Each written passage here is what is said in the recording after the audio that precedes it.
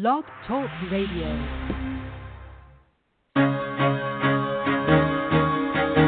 Carol the Coach. Sex, love, and relationships. We talk about it here. Carol the Coach. Compassion with contemporary relevance. I am a psychotherapist. I can be your personal life coach, and I can help you with your issues. There are no problems too small or too big. You can talk about anything. Speaker, columnist, radio TV host, and commentator. Carol the Coach brings messages of wellness and empowerment within reach of everyday people every day. Almost 5 years ago, I lost my soulmate in an accident. He was killed in a plane crash. Life just, for me, has seemed to stop. There are groups all over the city. I teach one. It is a specific way to start thinking so that you shift how you see the world, which then shifts your energy, and then you feel better and you actually see things differently. Carol the Coach. Always available, too, at carolthecoach.com. Now, I've got Russell on the line. I'm 47 years old. I'm a truck driver. I'm married. I have a wife in San Francisco. Okay. I haven't been home in 6 months. My thing is, I don't know if I have a sex addiction or what the problem is. Why do I want what I can't have? And as soon as I can have it, I don't want it anymore. You're right on target when you say, I don't know if I have a sexual addiction. Well, guess what? Yes, you do. And you know what? That's my specialty, Russell, so you're at the right place. Continue. I meet women online, and I'm in a different part of the country. I travel all 48 states, so I love sex. I hear self-esteem issues. You never felt good enough, and you didn't feel like you were getting what you should have then, and you're reenacting that now. Do you want to change that about yourself? You get what you need.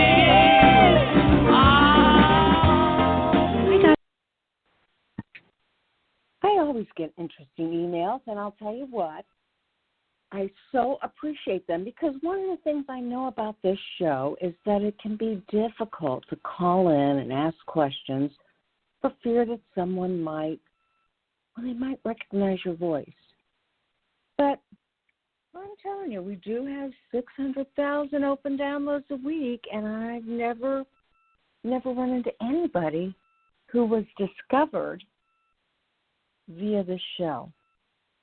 It's pretty much synonymous. If you keep your name out of the limelight, you can ask anything you want. But in the meantime, you can always send me, Carol the Coach, an email to carol@carolthecoach.com. And I will make sure to answer it in the first 15 minutes of every show. You know, I got an email from a woman who said, you know, I have loved listening to your videos. I watch them on YouTube. And I wanted just to give you a little bit of information about myself because I want your opinion. She said, I discovered in June that my fiancé of 6 years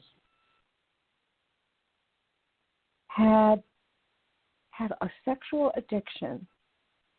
I have been really struggling to deal with this. He's been sober from drug and alcohol addiction for 35 years, so this isn't his first rodeo with an addiction. And he sure has seemed to be on top of things.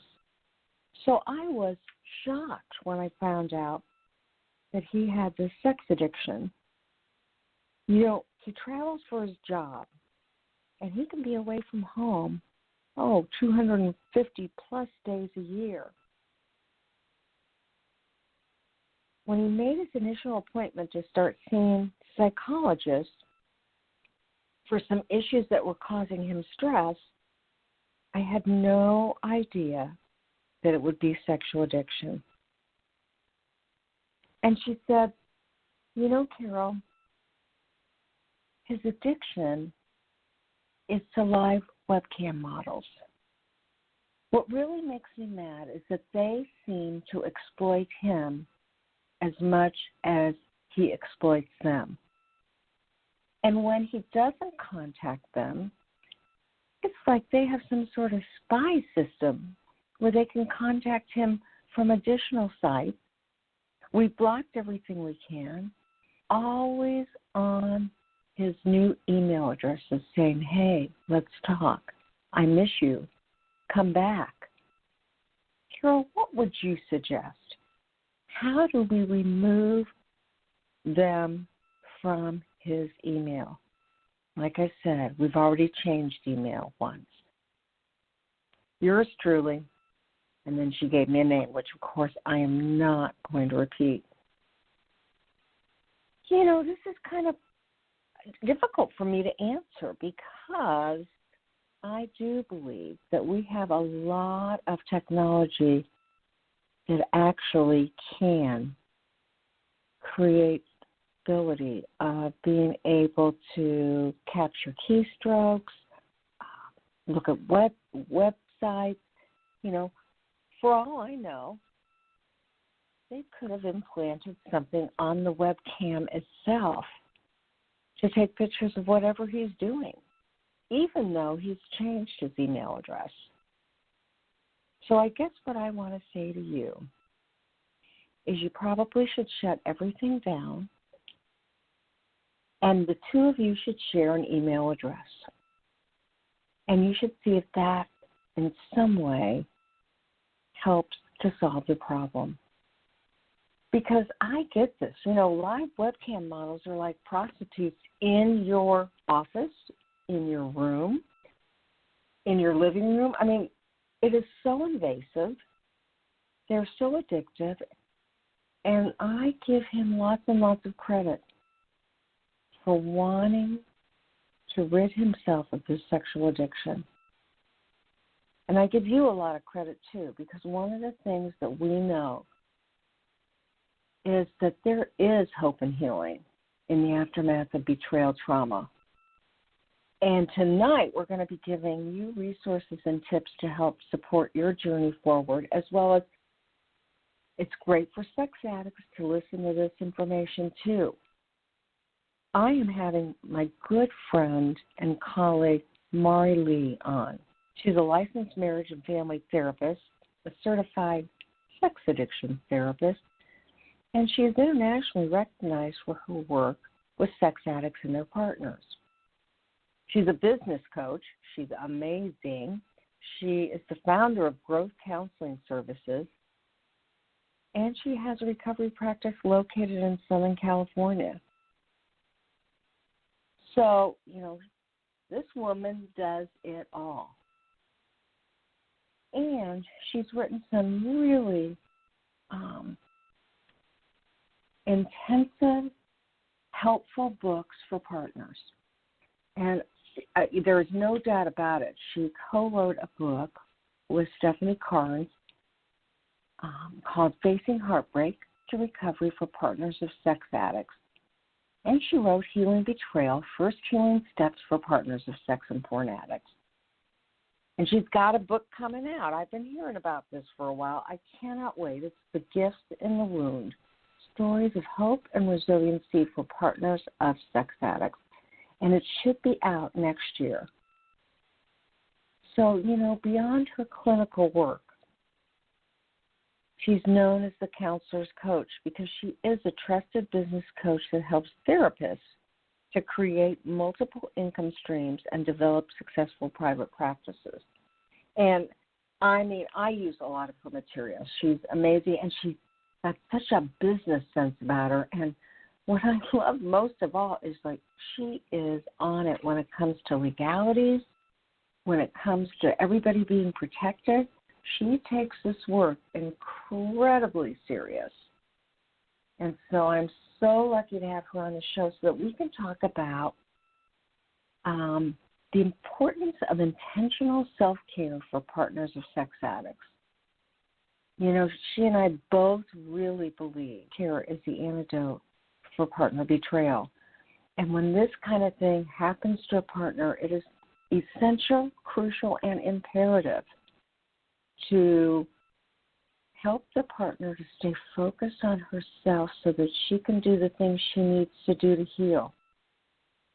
Now, Mari and I both know that the addict can also help with the healing process. But that is going to depend on many, many things. That's going to depend on his recovery. How recovered is he? Has he been doing a good job? Have there been many slips? Any relapses? And is he working a program that's strong? Is he working with the right professionals, perhaps a psychiatrist or a psychologist?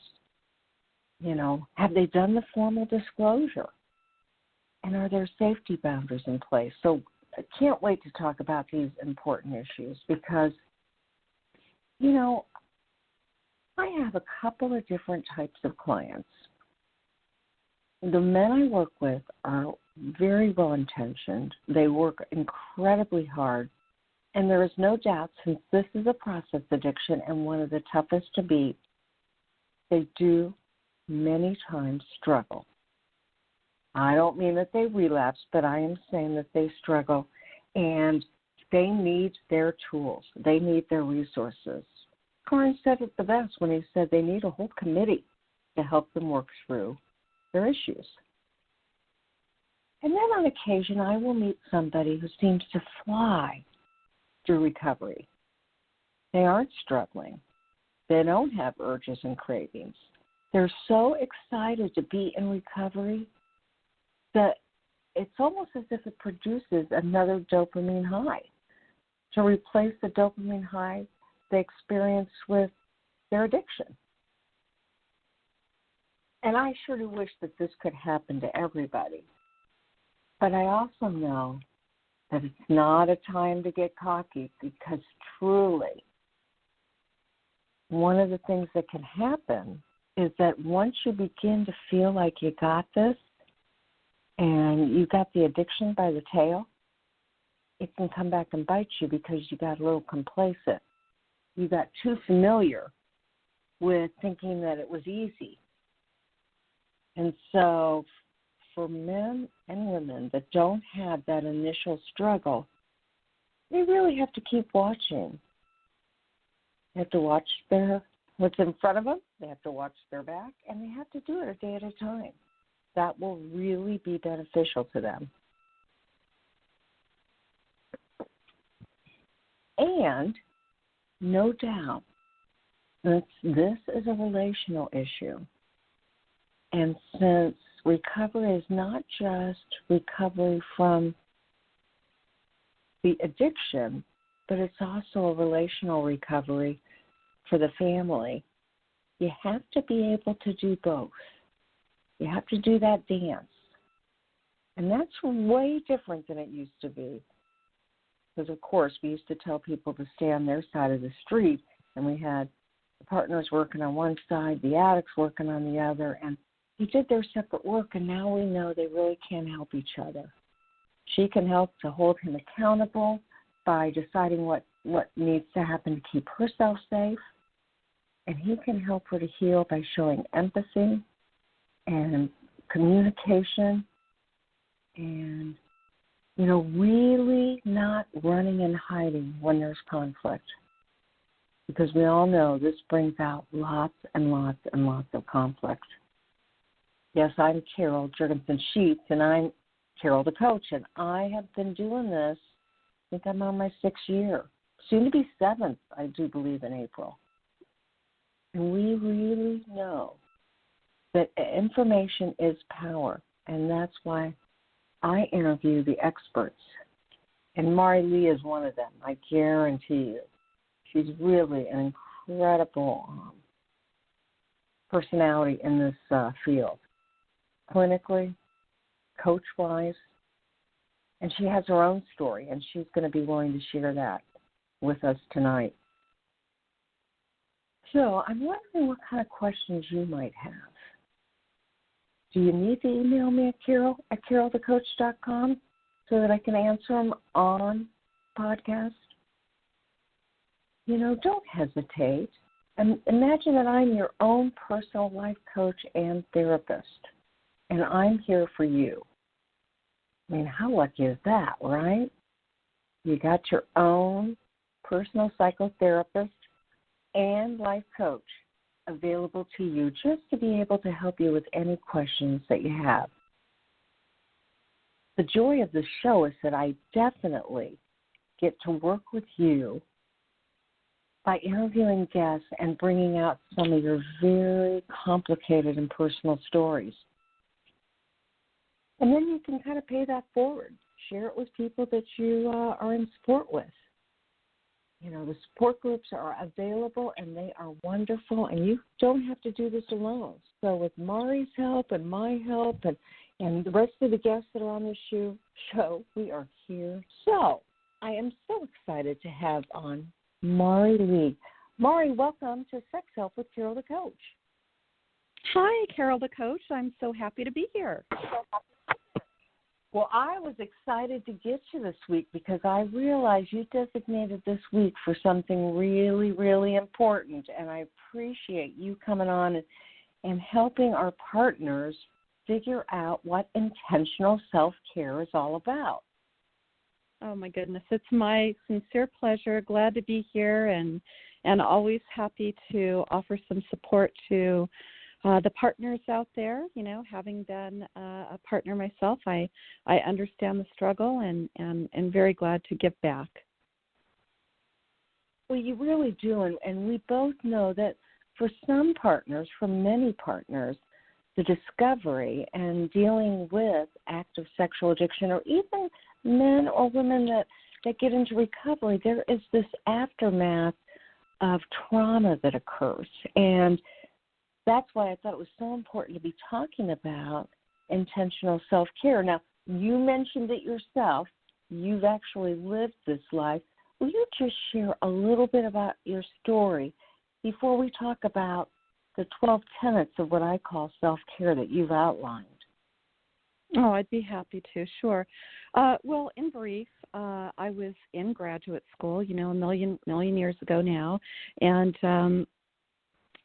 was in a relationship where I was very much in love, and was looking around for a thesis project. You know, we had to write a big thesis in our master's program, which is a big monster of a writing project, research project that goes on for about a year and a half, sometimes 2 years.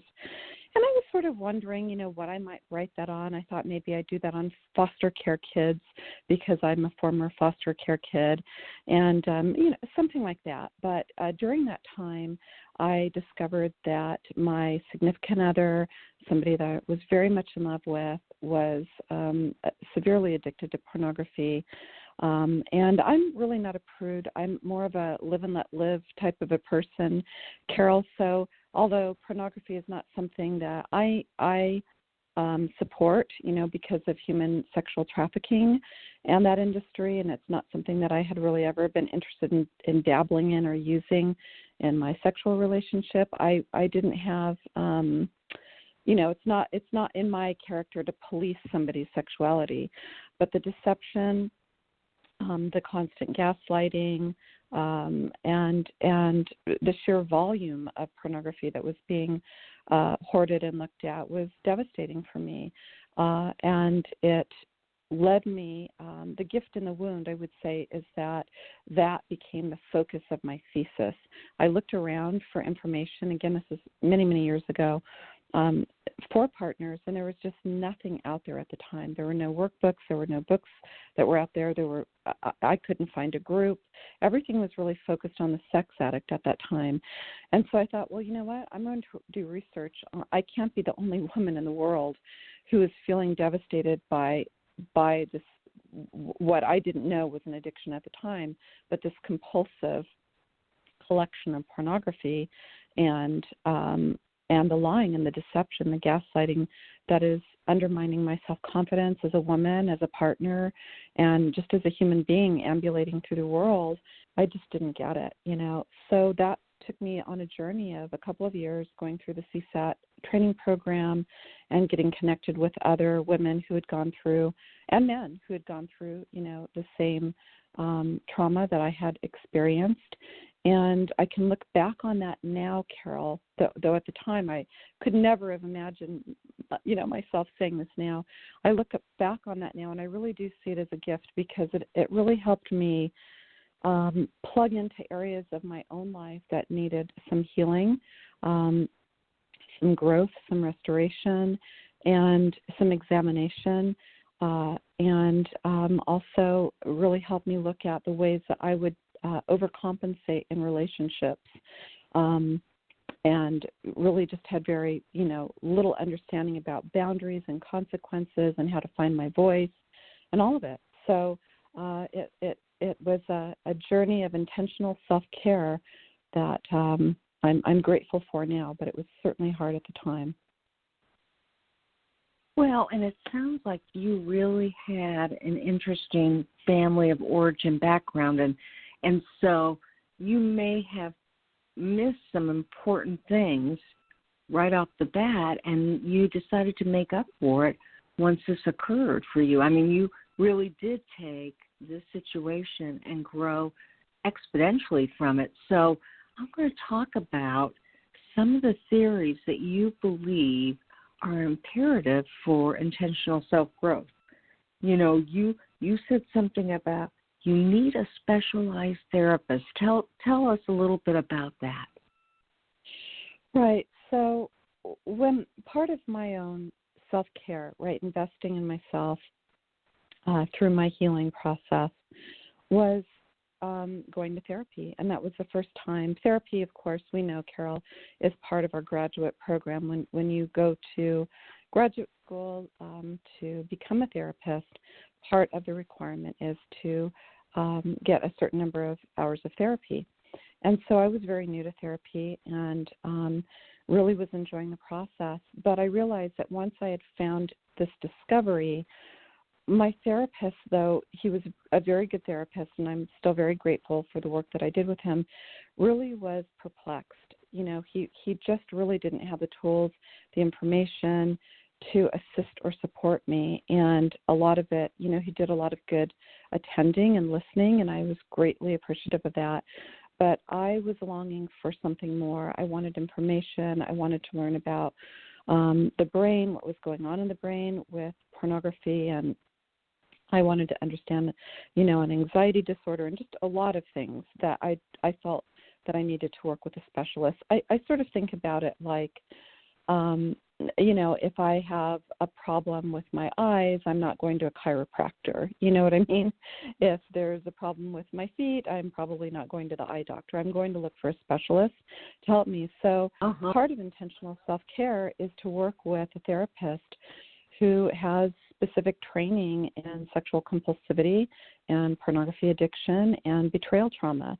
And what was very important to me was to find a therapist to work with who didn't minimize my own traumatic responses to what was going on in my relationship, especially around the ongoing staggered closure, the deception, and the gaslighting, and minimize that by calling me codependent or a co-addict or a prude or whatever some of these labels formerly were and sometimes still are for partners, which we know just simply adds to the trauma. So for me, that's why I think working with a specialist, especially somebody who really understands the betrayal trauma for partners, is an imperative part of intentional self-care for partners and healing.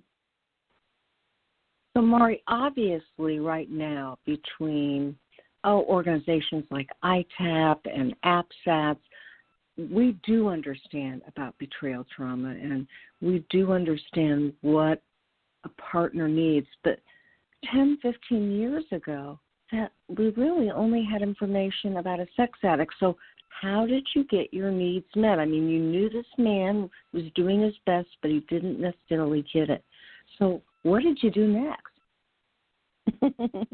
Well, I did my research, right? I did my homework, and I thought, if there's not a lot, and there weren't, and I live in a big metropolis, Los Angeles, but I did find a therapist who did have some information about partners, didn't minimize. She was great, and I began to do work with her, and I realized that, here's the thing, Mari, if there's not a lot of research and not a lot of materials and not a lot of books and services and support for partners, world, then you have this thesis now and you've done your research. Maybe it's time to consider writing a book and specializing in betrayal trauma for partners. And as you write this book, and the book is called Facing Heartbreak, and I co-authored that with Stephanie Carnes and, you know, the late Tony Rodriguez. I just thought, you know, I'm going to learn everything that I can about this so that it can be a benefit to other women and men who are struggling through some of the challenges that partners deal with, and especially around gaslighting, especially understanding boundaries, you know, how we can know what I call know, name, and maintain boundaries with a person who is addicted, which can be very challenging in the beginning. There's FOG, an acronym for fear, obligation, and guilt that some addicts use in order to, create fog in the relationship where you feel like, wait, am I losing my mind? I know what I saw, and now this person is telling me that that's not true. And we call that gaslighting now, of course. But I decided to write a book and really just do my due diligence the best that I could to work with a therapist who was at least willing to learn, and continued to draw on these correlations between other traumatic events and the trauma of sexual betrayal. And honestly, Carol, I became a very vocal person. I'm sure you'd agree, right, in our clinical world about not settling for being called codependents or labeled in particular ways, even by well-meaning therapists, right, where that was not something that I wanted to see happen anymore. And the dialogue needed to change within our clinical circles, and the words that we use in the lexicon of sex addiction, partners trauma needed to begin to change. And I'm really proud that clinicians like myself, like you, and others, other colleagues that we work with closely have worked hard to make sure that partners feel respected and supported and heard and valued, and that there's lots of materials and resources from many different therapists and many different organizations now that partners can draw on, and that makes me really happy. Yeah, that makes me happy. Yeah, I would agree. In just a short amount of time, we have really worked hard on advocating for partners. And again, not everybody would have had the strength that you did to go ahead and write the book, but I just want to tell our listening audience that book, Facing Heartbreak, is the Bible for a workbook to help women, men can use it too, to identify boundaries and to create their shield and to identify their strengths. I mean, it truly meets the emotional, physical, spiritual, social needs that a partner has when they're going through this kind of trauma. And so I would highly recommend, this is what I do, Mari. I have about 15 books in my office, and I sell them out of my office for you because I don't want them to have to wait. If they've come to see me and they've just found out last weekend that they need something, I want them to have your book immediately. So, I mean, it's just thank you, Carol, for partners. 100%. I really appreciate that. Oh, yeah, and you just keep writing them. I mean, Healing from Betrayal, chock full of exercises, and you've got this new book coming out. I know that's what you are doing this week, as you're really working hard on that. And for many people, they don't know what the first steps are in getting through this, and Healing Betrayal just identifies, here's step number 1, here's step number 2, here's step number 3. This can be the guide that gets you through the crisis. So I want to thank you for writing that, because you're an excellent writer anyway, but you really know, having been there, what a partner needs. Thank you so much, Carol. I really appreciate your kind affirmation, and it makes me happy. And I also, I keep a stack of those Facing Heartbreak workbooks in my office as well. I tend to give them, to partners so that they don't have to, go to Amazon, and I have to pay for them, even though, I'm an author on the book. I still have to pay my fair share, and that's okay. I'm very glad to do that. And thank you for your kind words about Healing Betrayal. I wrote that, I want to say, what is it? I guess 2 years ago, and then, 2 years ago now. And really, Healing from Betrayal was an important book for me to write because I know what it's like to be that woman or that man who's the partner of a sexually compulsive person, and you're up late at night and you can't sleep, and you're feeling anxious and hurt and angry, and you're searching around on the internet for something, some guide, some roadmap, something to help you get through the first steps. And maybe that's you've discovered that, like my story, your significant other is addicted to pornography, or maybe you've discovered that he's or she's having an affair or multiple affairs. Maybe he or she is acting out at strip clubs or with prostitutes or whatever's going on there, whatever the sexual deception is.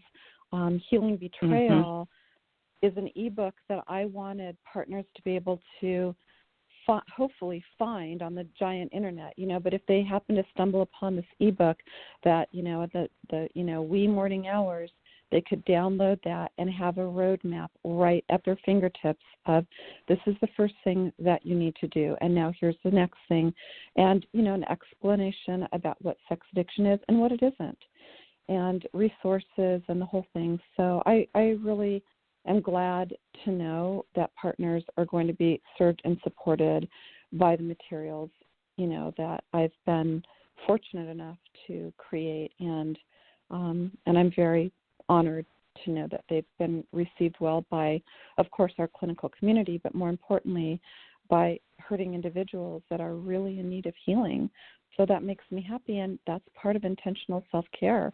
It's saying, what do I need to do? Who do I need to see? What do I need to buy? Where do I need to go so that I'm going to be okay? I don't have any control over my significant other's behavior. I might think I do, but I really don't. And so if I can't control that, what can I control? I can control these steps forward and intentionally caring for myself. And that's a hard place to get to. I know, I get it. It took me a while to get there. But it's not impossible. We have to be able to do that. So any partner that would be listening to this right now, I really encourage you to take that first step in thinking about shifting the focus over. I know it's hard to steer that over to yourself, but the best that you can, shift that focus over to your own self-care and ways that you can get your head above water and start doing the things that you need to do to heal. Well, I know, because you talk about the fact that isolation can naturally occur, and we want to keep people from feeling that sense of isolation. There are just so many questions a partner has. Who should I talk to? Who should I tell? What should I say? And then how can I feel normal, and who's safe? And, we know, you and I know, that partners are the best intellectualizers. They want information. They want to make sense of a crazy situation. So they will get the books. They will do their reading. They will stay up all night. And we know that they also need to be around other people. So I want to know, you said that they need to begin to create healthy, safe support systems. And you include 12-step groups, partner therapy groups, and specific people that can be their support. What advice do you give women when they're not sure who is safe and who is not? Yeah, that's a great question, Carol, because, some women have a really good tribe, right? A really good community and tribe of friends and family members. That might be a trusted sibling or a mother or father or, perhaps a church group or women, female friends or male friends. Just a really good tribe of people that partner can go to and safely share and not feel judged, and they're not worried that, their tribe is going to judge the addict, et cetera, right? And other women don't have that. They feel, for whatever reason, they feel sort of alone in their in the world. Maybe they don't have siblings, or maybe they don't have a good relationship with their family, or maybe they've been really hurt by friendships in the past. And so because of that, their trust is impacted and they're feeling really vulnerable about sharing. Or maybe it's a little bit of both, but, they're worried that if I share this with somebody, they're going to judge my significant other, or I'm feeling ashamed because maybe they're going to think that it's something that I've done wrong or I'm not good enough. For me, I was and I am very fortunate to have a really good tribe of close girlfriends and a couple of really close, good guy friends. And so when I was going through that, and have a really great relationship with my younger sister. So when I was going through that, I didn't tell the world. And, of course, we know as therapists, Carol, that it isn't helpful, even though you're in pain. And even if you are somebody who feels like you just want to share this with the world, either to unburden yourself or to punish your significant other for hurting you, whatever it is, and that's understandable, of course, it can really backfire in some cases. So it's better to sit down with a therapist or a trusted, safe support person and decide, who is that person or people that I'm choosing to tell. And even better, if you can sit down with your significant other who's hopefully, in recovery from his or her addiction, and say, let's together as a couple decide who our safe support people are going to be, starting with our therapist, then our sponsors and 12-step members, and then our group. And maybe that's enough right there. Maybe that's where it stays.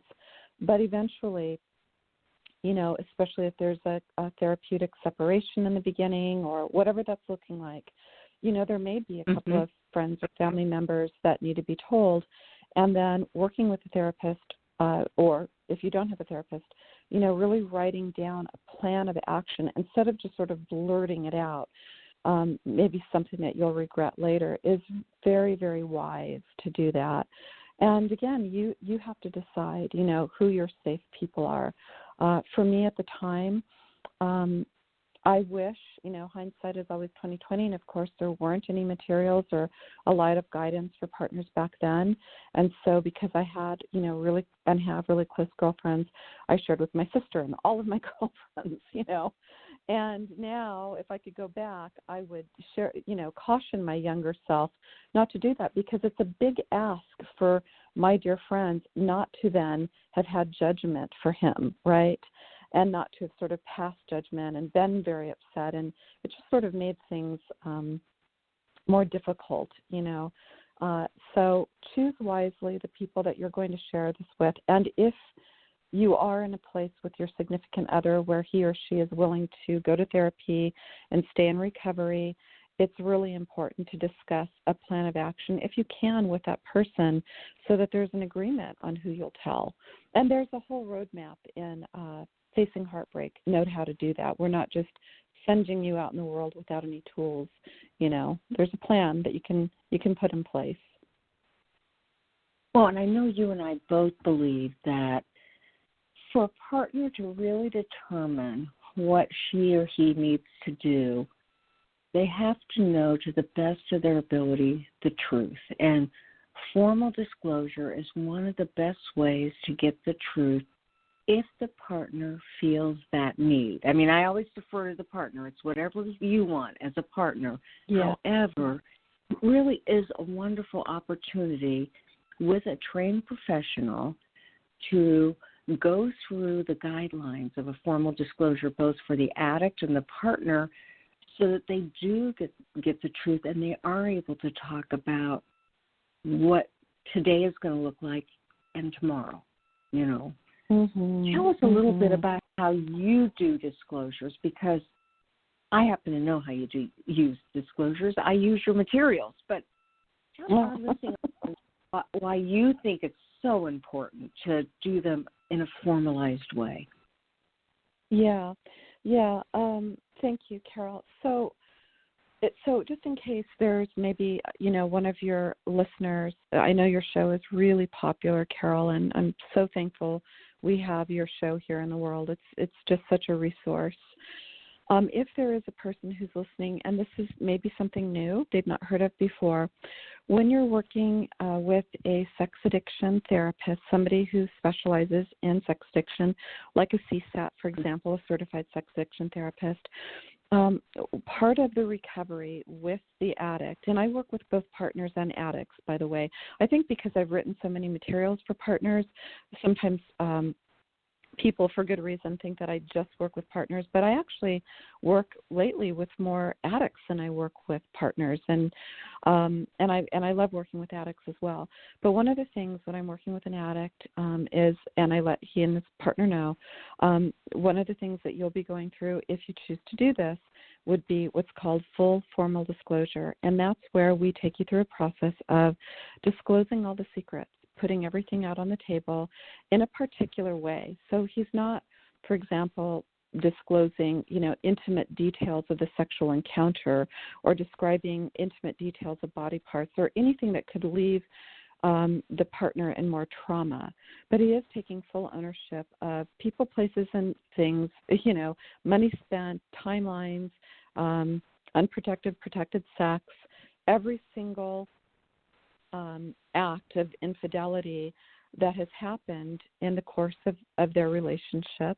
Sometimes the partner will request, like you, Carol, I really love that you said that, by the way, that you really honor what the partner wants. And I think when we educate the partner about here's why formal disclosure can be helpful, but ultimately it's your decision, and I support and respect whatever your decision is. Some partners, in fact, in my experience, most partners want that.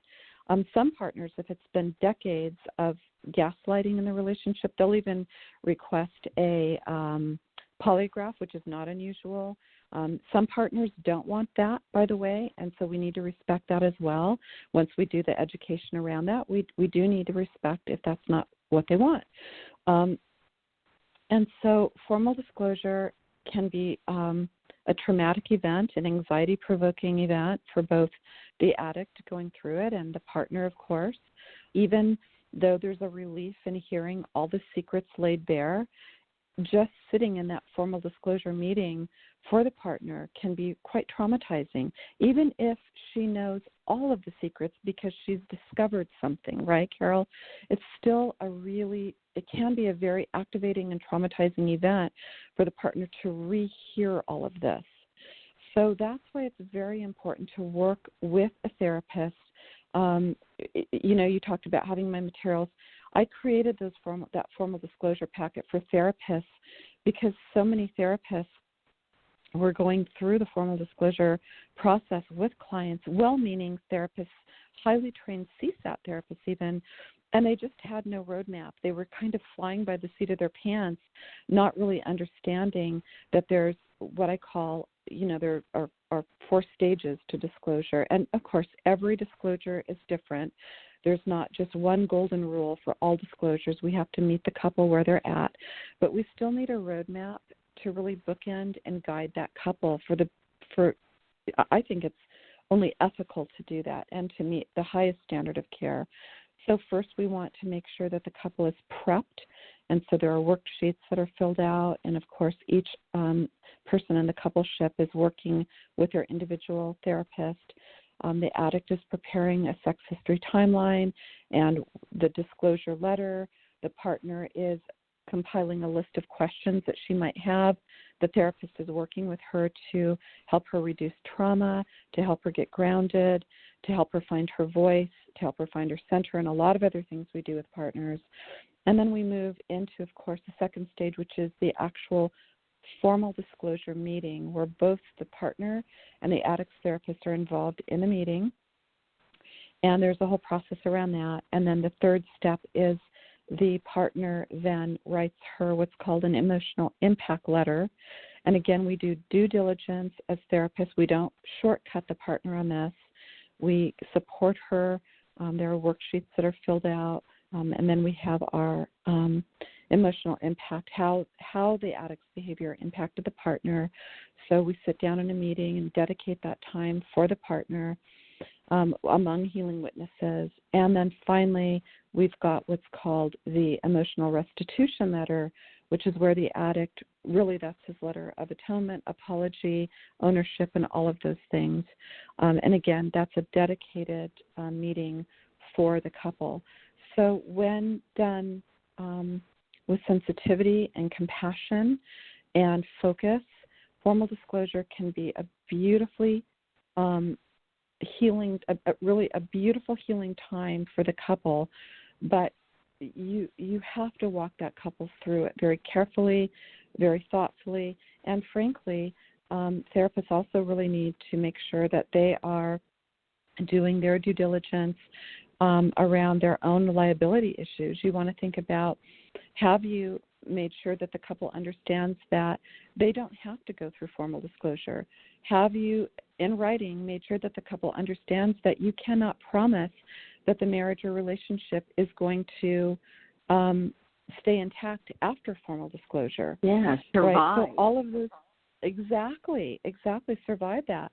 And there's a number of other things. What are the rules around formal disclosure? They need to drive separately oftentimes. Sometimes not, but oftentimes yes. Do we allow purses in the formal disclosure? What about recording devices? What about how the couple is showing up? Has somebody been drinking? There's so many legal aspects to creating a formal disclosure that reduces liability for the therapist. And therapists, because we care about our clients, we want to do right by our clients, we want to help these couples, we sometimes forget about the legal paperwork that really needs to be in place. So as part of my formal disclosure packet for therapists, I make sure that all of those forms, those legal forms and consent forms for therapists are there. And I encourage therapists to make sure that those are signed so that, one, you're protected, but also the client is fully informed about what they're entering into, which is really important. One of the things that I know to be true, because I do follow your format, is that in 95% of the cases, the formal disclosure is actually therapeutic. Even if new information is given, it allows the partner to feel like she now finally has the truth so she can make an informed decision. And people leave my office typically in much better shape than they come in because they don't know what they're going to hear. They're so used to the staggered disclosures that they're afraid. Well, oftentimes their fantasies and their imagination is actually worse than the information given. So that is why I really like this process. Now, I personally, it is always up to the partner as to whether a polygraph is used, but I find it imperative. It really helps the addict to be 100% honest, and it helps her to know that she's not getting more of the same information that's been watered down, minimized, rationalized, or justified. She's getting the questions that she helped to construct for the formal disclosure. I mean, it is such an integrated process where she's creating questions, he's creating a timeline, and then if they decide to do that polygraph, she and the therapist work on the polygraph questions so she really gets as much information as possible in a 1, 2, or 3 hour session. I myself book 3 hours. I want to make sure they have enough time. And you're right, that aftercare program, again, intentional self-care, is to make sure that she's going to go and do something that's going to help to calm her brain and her nerves, where she may get some extra support and some extra physical relaxation. Maybe she takes a yoga class, maybe she goes for a massage, maybe she goes for a long walk, maybe she runs to the library.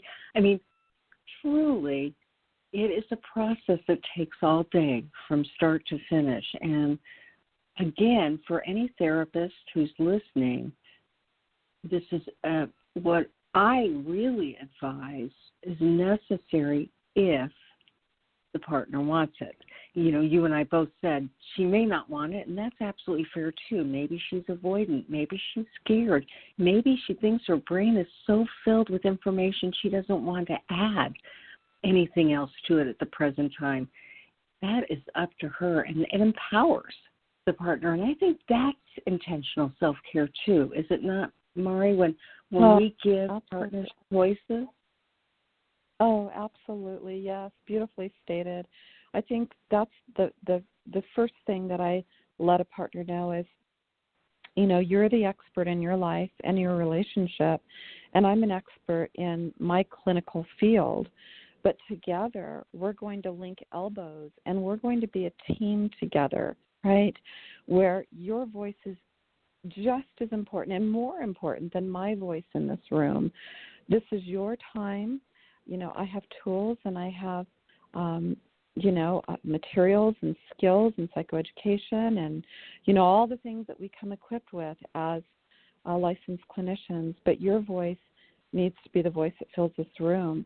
And so part of the way that I have found for those partners, and again, it's kind of rare. Most partners really are interested in moving through formal disclosure, but for those partners who are anxious about it or resistant to it, my job is not to convince them.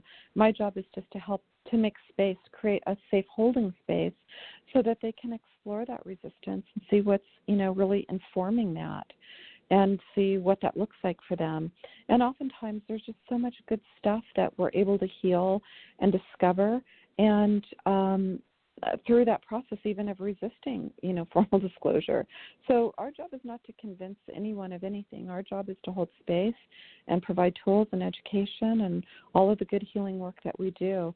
And to me, watching the wind come back, there's nothing sadder, I think, than watching a partner come into the office, and it's almost like I can see her broken wings dragging behind her as she's walking, toward my office to sit down. And I can just sort of see those wings just sort of broken on the ground, and they're sort of dirty, and they've lost some feathers. And I just feel so much for that partner. It's a deep empathy. It's not pity, because I didn't want anybody's pity. It's just a deep empathy because I've been in those shoes before. And then over the time that I work with a partner, watching those wings get stronger, right? And all of a sudden they're up in the air and the feathers are there and they look nice and strong and they're doing better. And not only is their relationship healing if they choose to stay in the relationship, parts of their unresolved past, right? So it could be family trauma that predate the relationship or marriage. All of that stuff is being healed, and they're finding their voice at work, and they're finding new ways of naming their boundaries with friends and family, and they're learning about themselves. And oftentimes they're saying, you know what, forget it. I don't like this job anymore. I want to try this, or I want to go back to school. They're learning to advocate for themselves, and that, to me, is one of the best gifts in the wound. So much is healed during the process of partners therapy, and that makes me really happy to see that. That's a great gift. Well, absolutely, and certainly there's all sorts of programs that people can go through to seek healing, and we don't have time to name them all, but one of the tenets of the 12-step work is when you get to feeling healthier, you give that back, and partners are so good at wanting to give back the sanity that they now feel having gone through this ordeal and feeling their empowerment and feeling their own sense of identity and strengths. And that's really what we want to do. We want to empower partners to know that even though this is probably one of the most horrific things that could have ever happened to them, that they can come through the other side and become stronger and have a better sense of boundaries. I do believe boundaries and triggers are the two things for a partner that are the hardest to manage and navigate through. And so much of therapy and support groups and intensives and workshops help partners to figure out what they can do to manage that better so that they have more self-control and can give it back later on. Oh, I love that, Carol. Yeah, I absolutely agree with you on that. And I think the challenging part about boundaries, right, it's not just, sometimes the partner doesn't even really know what their boundaries are, right? And sometimes if they do know what their boundaries are, they're not really sure how to name it. either they are afraid to name it, or when they do name their boundary, they're so hurt that it comes out as a primal scream, right? Or or they don't know how to maintain. So what if they might say something like, Mari, I have named my boundaries before. He doesn't care. He just crosses my boundaries at whim. And then what? What am I supposed to do? Just divorce him? And that's the big thing right there. That's the key element, is to help partners understand that what a consequence looks like, what the on-ramp and the off-ramp is. And what I mean by that, what I teach partners is, we don't have to go from 0 to 100 unless you want to. What you can do is you can start naming what I call the difference between organic consequences and tangible consequences. So you can use an I statement and say, our relationship with you using pornography, that is a boundary violation for me. And you're an adult, and if you choose to use pornography, that's your right. However, the consequence of you making that choice to violate my boundary is that I will continue to lose hope in our relationship, or I will continue to lose attraction toward you, or I will continue to lose trust in you, whatever that is, right? We start with just finding our voice, naming what the consequence is, that organic feeling consequence. And so then oftentimes the partner will say to me, Mari, I've said that before to him. He doesn't care if I'm losing hope. He doesn't care if I'm losing trust. He doesn't care if my attraction is going down for him. He's still going to use his drug, whether it's sex, pornography, whatever that is. And he doesn't care. I'm like, and I understand that. I was there. I get it. But the idea is that the more you begin to practice naming, finding your voice and naming those organic consequences, and you begin to practice that, pretty soon you're going to have the confidence to step in to the next level, which is naming the tangible consequence, right? Now I'm no longer willing to have you sleep in our bedroom. I no longer want to share a marital bed with you. You need to go sleep in the guest room. That is a tangible consequence. Or I'm no longer willing to have you touch me without my request, or I'm no longer willing to have unprotected sex with you, or I'm no longer willing to have you living under this house with me. I'm no longer willing to have you attend family functions and holidays with me. I'm no longer willing to stay in this marriage, right? So we hope that the couple is healing and doing what they need to do in terms of recovery before it gets to the point of a therapeutic separation or a clinical, legal separation or a divorce, but it's really entirely up to the addict and the couple, right? So helping partners understand, I think boundaries are so difficult for partners for a lot of reasons, but one of the reasons is they don't understand how they can implement a consequence and begin to practice that and really begin to build faith in themselves, right? I absolutely know that you're exactly right. And, Mari, we've got to do a whole show on boundaries just to give our listening audience a little bit more information. I love the way you categorize that.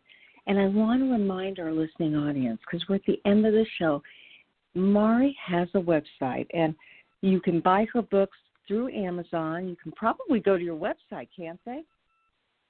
Yes, they can. Mm-hmm. Okay, so remind them of what your website is. Okay, great. So the website is called thecounselorscoach.com. Again, that's thecounselorscoach.com. And there are, Facing Heartbreak and Healing Betrayal is there. And then the formal disclosure packet for therapists is there. Mari Lee, we have to end, but thank you so much. Please let me have you back on the show again. Oh, it'd be my absolute pleasure. Thank you for all the good work that you continue to do, the wonderful messages that you're putting out in the world. It's just a real honor to be here. Thank you, Carol. You're welcome, Mari, and you have a great week, too. Okay, so that was Mari Lee, and again, her website is thecounselorscoach.com, www.thecounselorscoach.com. Hey, it's been a great show. Gotta go. Face your fears head on, and we'll talk to you soon.